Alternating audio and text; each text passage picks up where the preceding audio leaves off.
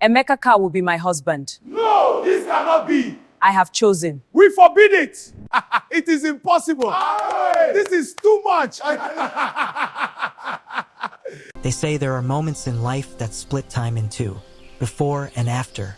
The village of Ụzọ had known many such moments. Droughts that swallowed harvests whole, floods that rearranged the riverbanks, wars with neighboring clans that rewrote bloodlines and borders. But nothing, not one catastrophe, not one miracle, had ever shaken the people the way a single sentence from their queen did on that bright Tuesday morning.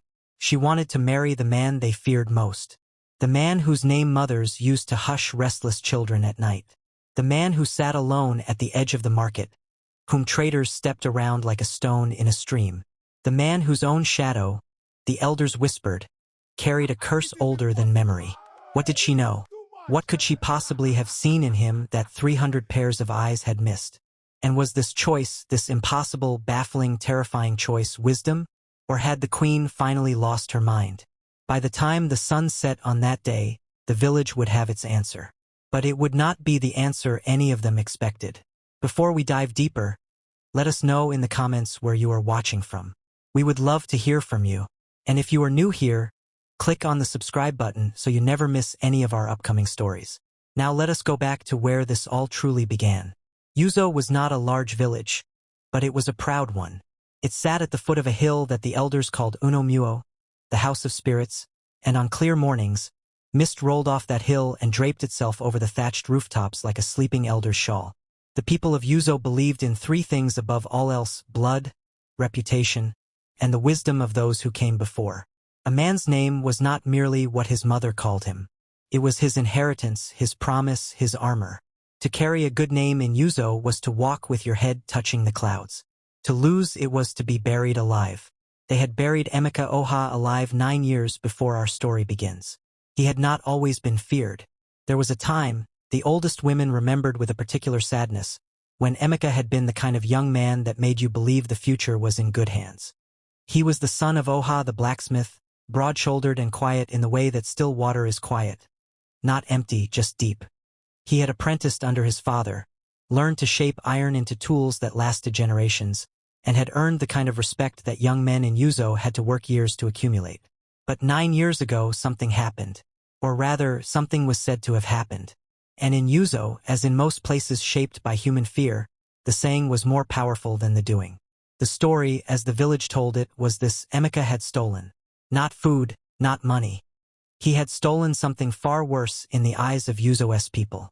He had stolen the ceremonial iron mask of Chief Dyke Ogbu, a mask that had belonged to the chief's lineage for 4 generations, a mask said to carry the spirit of their founding ancestor. The mask vanished on the night of the harvest festival. Emeka was seen near the chief's compound, and when the chief's men searched Emeka's home the following morning, they found iron fragments, twisted, blackened pieces that the chief's eldest son declared were the remains of the destroyed mask. Emeka denied it. He stood in the center of the village square with his hands open and his voice steady, and he said, "I did not take it. I did not touch it. What you found was scrap iron from my father's forge. I have never entered Chief Dyke's compound." But Chief Dyke was powerful. His family controlled 3 of the 5 trade routes that connected Ụzọ to neighboring villages. His word was iron, and Emeka's word that day was ash. No one believed him. His father, shamed beyond endurance, closed the forge and moved to his wife's family in another village. His friends stopped visiting. His name stopped being spoken in polite company, and Emeka stayed, alone, stubborn, silent, in the small house his father had built, maintaining a life that looked, from the outside, like the slow decay of a man who knew he deserved his punishment. From the inside, it was something else entirely. But no one in Ụzọ had ever thought to look from the inside. No one except the queen. Queen Adiz had inherited her throne at 32, after the death of her father, the great King Obinna, who had ruled Ụzọ for 40 years with a combination of shrewdness and grace that his people still described with reverence. She had inherited his eyes, dark, watchful, missing nothing, and his patience, which was the kind of patience that does not feel like waiting at all, but like understanding time in a way that ordinary people cannot. She was 41 now. She had never married, and the Council of Elders had long since stopped pressuring her to, because she had a way of looking at a man when he overstepped that made him feel his bones were made of chalk. She was respected the way mountains are respected, not always loved, not always understood, but undeniably, irrevocably there. For 3 years, quietly and without announcement, she had been watching Emeka Oha. It had started by accident. She had been riding at the edge of the village one rainy afternoon when she saw him standing in the doorway of his house, staring at the rain with an expression she would later describe to her most trusted handmaid, Chisholm, as the face of a man carrying something heavy that no one else can see. She had expected bitterness. She had expected the sunken, hollowed look of guilt that years of shame carve into a man's face. What she saw instead was something she could not immediately name, something that looked, unsettlingly, like dignity. She began to notice things. She noticed that he never begged, though he had reason to. She noticed that he still worked, not at the forge, which was closed, but in his own yard, repairing the tools of any farmer who left them at his gate after dark. He charged nothing. He took nothing. He simply fixed what was broken and left it where it was found. She noticed that the children who were brave enough or young enough to be curious about him came back unharmed and oddly cheerful, telling their mothers that the man at the edge of the market had shown them how to bend wire into the shape of birds. Their mothers pulled them away, but they went back, and she noticed, most significantly, that when Chief Dyke's eldest son Tobchukwu had come to him 2 years ago with a crumbling fence post, coming in secret at night, because even he apparently needed something only Emeka could provide, Emeka had fixed the fence. He had said nothing. He had asked for nothing. Not acknowledgement. Not apology. Nothing. That was the moment the Queen made her decision. She just had not spoken it yet. She told Chisholm first, in the quiet of the royal courtyard one evening, when the fireflies were just beginning to rise from the grass. "I am going to marry Emeka Oha," she said, the way she might announce a change in the rainy season schedule. Chisholm dropped the clay cup she was holding. It did not break, but the sound was sharp and final, like a period at the end of a sentence the world was not ready for. "My queen," Chisholm said carefully, retrieving the cup with trembling hands. "You cannot mean—" "I always mean what I say," the Queen replied. "Bring me more tea, and say nothing to no one." Not yet. She visited him 3 days before the council meeting. Alone, without guards, at the hour just before the village lanterns were lit. She knocked on his gate the way ordinary people knock, lightly twice, and waited. There was a long silence. Then footsteps. The gate opened, and there was Emeka Oha, looking at the Queen of Ụzọ standing in the dust outside his home with an expression that was not surprise, exactly, but something like inevitability, as if he had been waiting for a reckoning and was simply relieved it had finally arrived. "Queen Adiz," he said. "Emeka," she said. He stepped back to let her in. He did not bow. She did not expect him to. His yard was small and immaculate. Tools hung on the walls in organized rows. A half-finished carving sat on the work table near the door. A bird, wings just beginning to open. He offered her the only good chair and sat on an upturned crate, and for a moment neither of them spoke. Then she said, "Tell me what happened 9 years ago. All of it. From your mouth, not from the village." He looked at her for a long time. Then he said, "Why?" "Because I need to hear it. You are the Queen. You could have summoned me. I did not want you to feel summoned. I wanted you to feel heard." Another silence, the kind that does something to the air. Then he began to talk. He told her that, on the night of the harvest festival, he had not been near Chief Dyke's compound. He had been at the river, alone, because his father, who was dying slowly of a sickness they had no name for, had asked to hear the sound of water one more time, and Emeka had carried him there on his back and sat with him for hours while the festival burned and drummed in the distance. His father had fallen asleep by the river, and Emeka had stayed, watching him breathe. He told her that the iron fragments found in his home were exactly what he had said they were. Scrap from the forge, pieces he had saved from his apprenticeship, shaped into samples of his work. He told her that when he learned the mask was missing and that he was being blamed, he had tried to explain. But the chief had already decided, and a decided man is a wall. He told her he had stayed in Ụzọ not out of stubbornness, as the village believed, but because leaving would have been an admission of guilt. And he was not guilty, and he would not lie to save himself the way someone else had lied to destroy him. "Who?" the Queen asked quietly. He looked at his hands. You already know, he said. You would not be here if you did not already suspect. She said nothing. He said, Tobchakwu, the chief's eldest son, who had gambling debts in 3 neighboring villages, who had sold the mask to pay those debts, who had needed a shadow to disappear into so that no one would look at him, who had seen an opportunity in a young blacksmith's son who was seen near the compound that night and had no witness to place him elsewhere, except his dying father, who was gone now and could say nothing. The queen was quiet for a long time after he finished. Then she said, I believe you. Emeka made a sound, just a small one, not quite a laugh, not quite a cry. The sound a person makes when they have been holding something underwater for so long that when it finally surfaces, they do not know what to do with the feeling. Why? He asked. His voice was different now, stripped down. Because, she said, a guilty man learns to perform innocence. What you have been performing for 9 years is something else. It is refusal, and that is much harder to fake. He looked at her for a moment. Then he said very quietly, What will you do with this?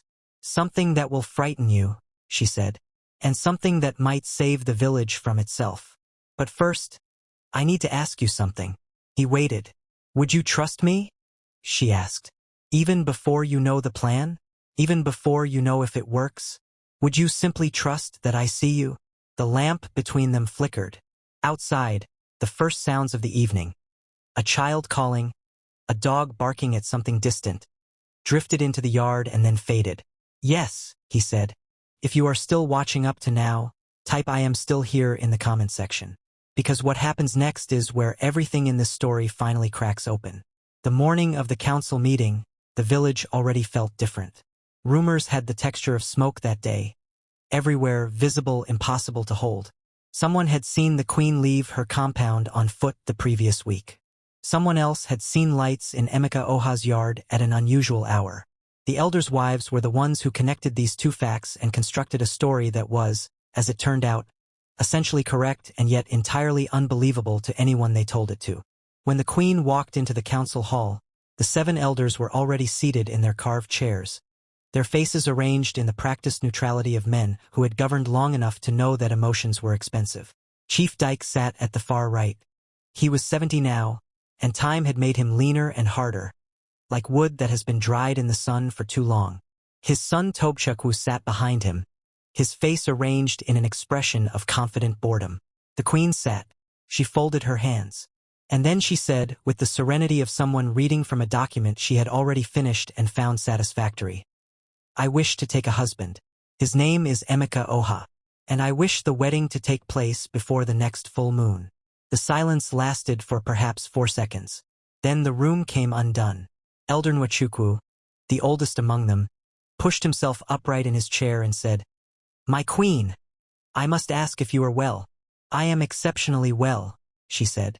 That man is a thief and that man, she said, and her voice dropped just enough to make everyone lean forward, has never stolen a single thing in his life. What he has done is survive the theft of his reputation by someone seated in this very room. The temperature in the hall changed. Chief Dyke's face, which had started the meeting looking comfortable, began to shift. His son's expression of boredom dissolved like sugar in rain. Those are dangerous words, Chief Dyke said. His voice was low and controlled and had the quality of a warning issued by someone who was not yet frightened but was beginning to consider the possibility. Yes, the queen agreed pleasantly. They are. Elder Nwachukwu looked between the queen and the chief with the eyes of a man watching 2 storms approach from opposite directions. My queen, if you have evidence of a serious allegation. I have more than evidence, she said. I have a witness. Your witness is Emeka himself, I imagine, said Tobchakwu from behind his father, with a small laugh designed to sound casual. A disgraced man making claims against the family that exposed him. The village will not take that seriously. No, the queen said. She tilted her head slightly and looked at Tobchakwu with the calm of someone who has been waiting a long time for a specific moment. My witness is Izokoro, the merchant from Abba who bought the ceremonial mask of Chief Dyke's lineage from your hands. Tobchakwu, 9 years ago. He has carried the weight of that knowledge across 9 years and 2 border villages. And 3 days ago he put it in writing. The The room was absolutely still. Tobchukwu's face did something complicated. It tried several expressions quickly: contempt, denial, amusement, and landed on none of them convincingly. Chief Dyke said nothing, but his hands, resting on the arms of his chair, went rigid. He returned the document to me, the Queen continued, along with a description of the transaction, the price paid, and the specific markings on the mask that only someone who had handled it could know. Izokoro is elderly now. He wishes to clear his conscience before he meets his ancestors. I cannot say I blame him. She set a folded piece of paper on the table in front of her. She did not push it toward anyone. She simply let it sit there, the way truth sits, patient, immovable, indifferent to whether you are ready for it. I am not here today to destroy anyone, she said, and she meant it, which was perhaps the most frightening thing of all. I am here to correct a record, and to marry a man who deserved better from all of us, from this council, from this village, and from me, who saw the truth 3 years ago and said nothing because the time was not yet right. She paused. I am saying something now. The days that followed were the longest in Yuzo's memory. The document was examined. Izokoro, contacted through a messenger the Queen had dispatched weeks before in quiet anticipation, confirmed everything in a testimony that arrived sealed and notarized by the council of his own village. Tobchukwu, faced with the weight of evidence and his father's suddenly frail silence, did not confess dramatically. He simply stopped denying, which in Yuzo carried the same weight. The village did not erupt. It did something quieter and more painful. It reckoned. People who had crossed the market to avoid walking near Emeka now stood in their doorways and looked toward his house with expressions that had no good name in any language. A mixture of shame and grief and the specific discomfort of realizing you have been an instrument of injustice without ever picking up a weapon. Mothers remembered pulling their children away from the man who made wire birds. Traders remembered the way they had dropped their eyes when he passed. Young men remembered the jokes. Old men remembered the verdict they had delivered without a trial. The Queen visited Emeka once more, the evening after the council's formal acknowledgement. She sat in his yard again, in the same chair, across the same work table where the carved bird now sat with its wings fully open. You finished it, she said, nodding toward the carving. It felt like the right time, he said. They were quiet for a while, the kind of quiet that does not need to be filled. Then he said, You risked your throne for this. I risked my throne for the truth, she said. You happen to be standing in it. He almost smiled. That is a very political way to describe a marriage proposal. I am a political woman. Why me really? He asked. And his voice had that stripped-down quality again, the one that meant he was asking something real. You could have uncovered the truth without marrying me. You could have corrected the record and maintained your distance. Why this? She considered the question for a long time. The fireflies were rising again from the grass, small moving lights against the darkness. Because, she finally said, I have spent 9 years watching a man be crushed by a lie and respond by becoming more, not less than he was. I have watched you give your labor to people who would not speak your name. I have watched you repair the fences of the family that destroyed you. And I have never, in 41 years, seen anything that made me believe more completely in the possibility of a person. That is not a political calculation. That is simply the truth. He looked at her for a long moment. Then he said, I have spent 9 years learning not to want things. You are going to have to be patient with me. I have been patient with you for 3 years without your knowledge, she said. I think I can manage. They were married on the evening of the full moon, 3 weeks later, beneath the great Irako tree at the center of Yuzo that the village used for celebrations and remembrance alike. The elders came. Most of the village came. Some came out of genuine joy, some out of curiosity, and some out of that particular human impulse to be present at the moment when the world corrects itself, as if witnessing it might absolve them of something. Chief Dyke did not come. He had not left his compound since the council meeting. His son Tobchukwu had been formally censured and stripped of his position on the trade council. Justice in Yuzo, as everywhere, was imperfect and arrived late. But it arrived. Emeka stood beneath the Irako tree in clean cloth the color of deep earth, and when the Queen walked toward him, he looked at her the way people look at things they had stopped allowing themselves to believe in, with a kind of careful, wondering attention, as if the sight might dissolve if he became too certain of it. She reached him. She took his hands. Ready? she said quietly. Ask me again in 10 years, he said. She laughed.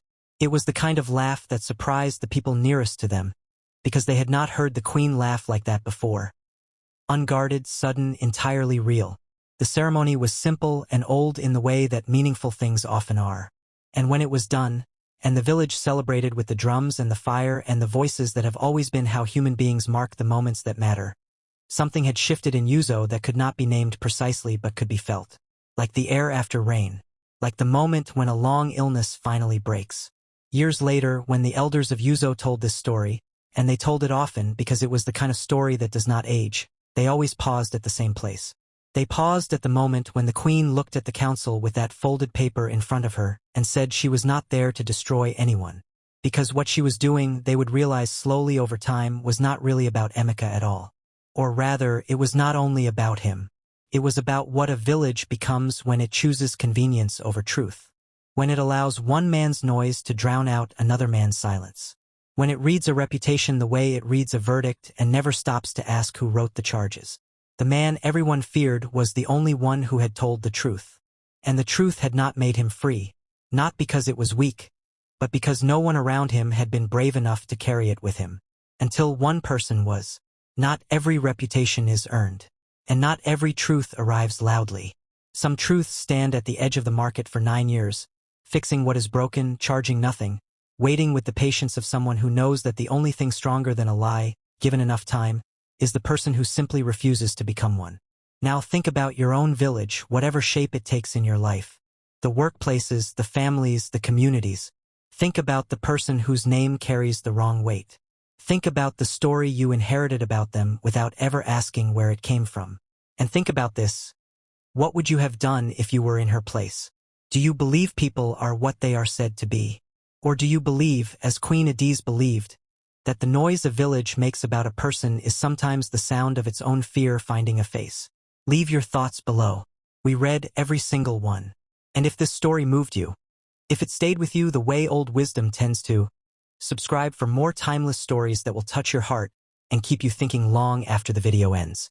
Like this video so more people can find it. Share it with someone who needs to hear it today. Stories like this one exist to remind us of what we already know but sometimes forget. The truth does not always arrive with drums. Sometimes it arrives quietly, in amber robes, at a gate that no one else thought to knock on.